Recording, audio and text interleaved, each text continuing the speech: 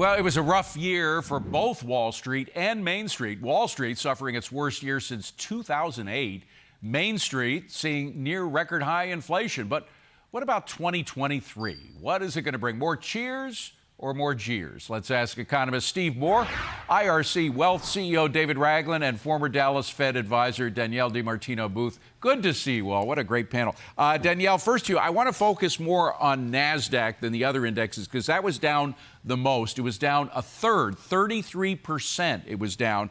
That's mostly due to the fact that when interest rates go up, which they've been doing to help with the inflation problem, all these startup companies for the high-tech companies who borrow money in order to start up go bust because they can't keep up with it. So where will interest rates, if interest rates keep going up, that's going to be even more bad news for NASDAQ, right?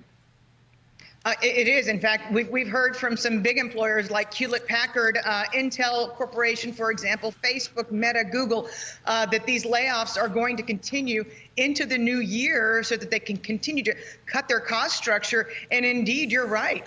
Rising interest rates are taking a big bite. And a lot of these companies have, only existed during a zero interest rate environment, especially the startups that you mentioned. So if the Federal Reserve, if Jerome Powell, chair of the Federal Reserve, is intent on continuing to raise interest rates, even by smaller increments into the spring, perhaps, that is going to continue to take a bite out of these companies' profit margins. Yeah, and Steve, there are political implications for Wall Street, for Main Street, but also for politicians. California was depending on Silicon Valley to keep their ball going because during the pandemic, Silicon Valley did very well. People were at home. They used Facebook and the other high-tech companies. But now Silicon Valley's going down. They're not paying in the tax revenue. California had about a $58 billion surplus during the pandemic.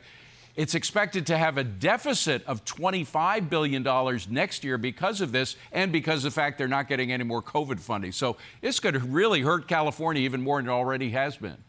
Yeah, no question, David. You know, California goes through these boom and bust cycles. It's been that way for 35 or 40 years, and they never seem to learn that what goes up sometimes comes down. And they are facing, and remember, they gave out all this money last year, and they're writing rebate checks to people, and now they've got one of the biggest deficits in the country. So you're so right about that. Look, my look at the economy right now, I'm looking at the leading economic indicators, David, and something like 8 out of 10 of those have turned negative. I was turning to a guy named Bob Funk, who's the head of one of the biggest employment firms in America. I talked to him just yesterday, David. He said he's not seen it so ugly since 2008 in terms of even hiring, and that's been the good news on the economy, right, David, is the employment market has been good, but that doesn't look so positive right now either. And then you ask the question, David, where is the growth going to come from? Are we going to get any good policies out of Washington? Are we going to get a tax cut? Are we going to get deregulation? Are we going to promote American energy? I don't see Biden doing any of that. And that's turning me very bearish. David, we know what we're going to get. We're going to get another $2 trillion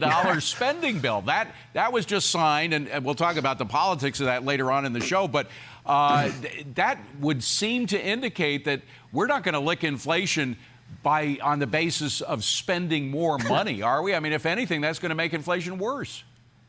Oh, no question about it. Inflation is here. You know, the market is going to be under pressure, certainly in the first half of this year until we feel like inflation has started to plateau and peak and come down. We're starting to see a little bit of that, but not near the levels that we need to see overall. We've got to remember in 2009, right after 2008, the first half of the year was dreadful until the beginning of March. So look for the beginning of the year to have significant volatility, but with volatility becomes opportunity because what's not being priced into the market is all the bad news is in the market. Inflation, the Fed, corporate profits, the dollar. What's not being priced into it is when does Fed pivot? When does inflation come down?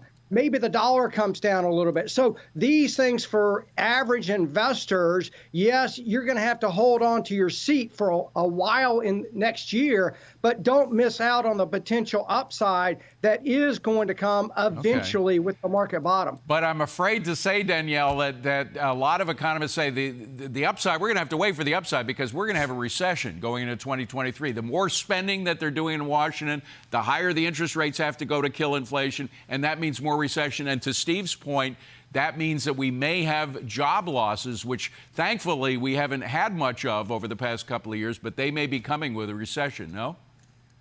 David, it's apparent to me, at least, that they're already here. You've got the percentage of Americans collecting unemployment insurance.